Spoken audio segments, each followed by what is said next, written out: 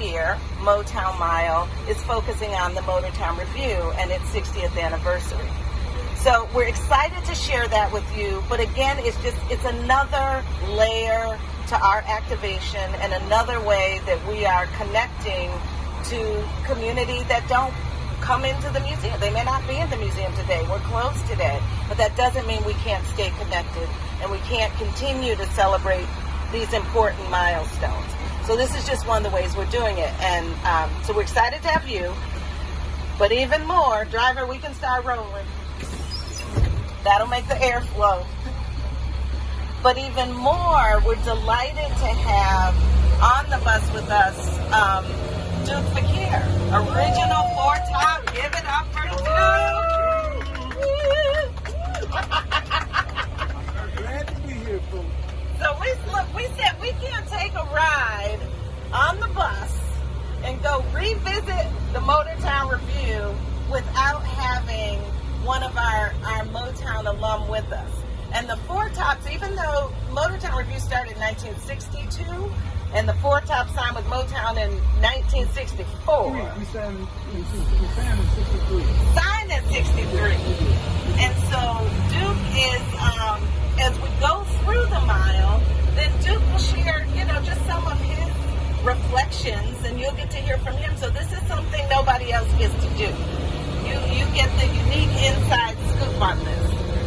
All right? All of it I can remember. All right, we got it. About 2 lines. So Duke, we're going to stay seated, but can everybody hear okay? Yeah. Okay. So Duke, hold this up, and then you'll talk here.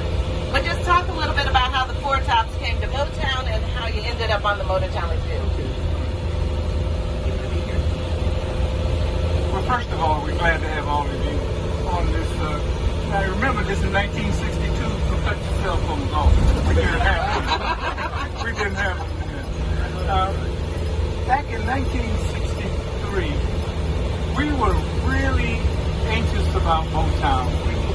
We had heard about Motown, and actually when it started, everybody doesn't know this. Billy Roquel Davis, which was Barry's partner in writing songs, he asked us about this company that's being started in Detroit that Barry was running. Well, we had met Barry many times at the Flame Show Bar, taking pictures with his sisters and all. And he said, "Do you think you might want to be on this record company?" We said, "No." Because at that time, 2 record companies, they were just BS. I mean, all the way around. They were like nothing at all. So we just didn't have any faith. I don't think Barry knew that Billy did offer it to us, and we just kind of shook our heads and no, we're not interested in that. But as the years went on, and we went out still doing our thing here and there, Catskill Mountains, we did some shows in Las Vegas, up in Montreal. We were a good traveling little group, but of course we weren't making a lot of money because we knew it had no real name. We were building up fans, which was a good part, but we weren't really making a great living. So we kept watching Motown, and they keep coming up with these wonderful hits and this and that. And we would say, "Damn, I know them, man, little kids." So first of all, the Four Tops are like 7 or 8 years older than the ones that originated in Motown. So they kept coming up with these hits, and we were in New York recording in 1962, and we saw that the Motown Revue was there. So we went to the Apollo to see them, and wow, we got so excited. We said, we belong on that show. So well, we would really be a great asset to that show. In fact, we would kick some ass if we got.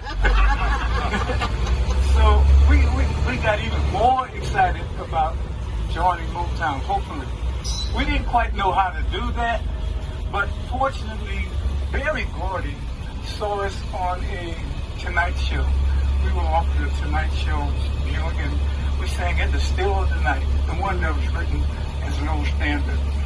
And Barry, of course, he wanted someone in his stable that could sing those kind of songs back then.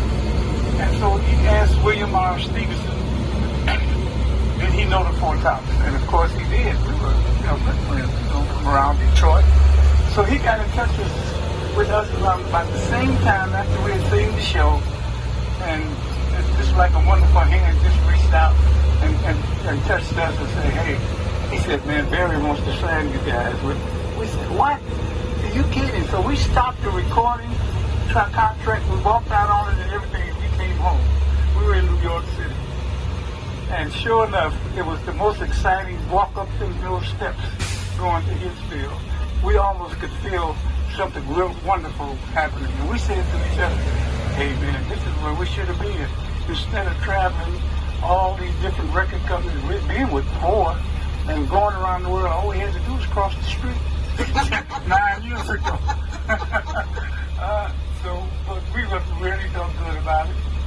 So again, we held our hands and we walked in. And when we sat down with Barry, he was very appreciative of us being there. He told us how much he's always liked us, and he wanted to sign us. So he gave us a contract to look at.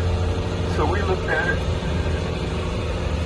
it. I had seen a few record contracts before. I said, hey, Barry.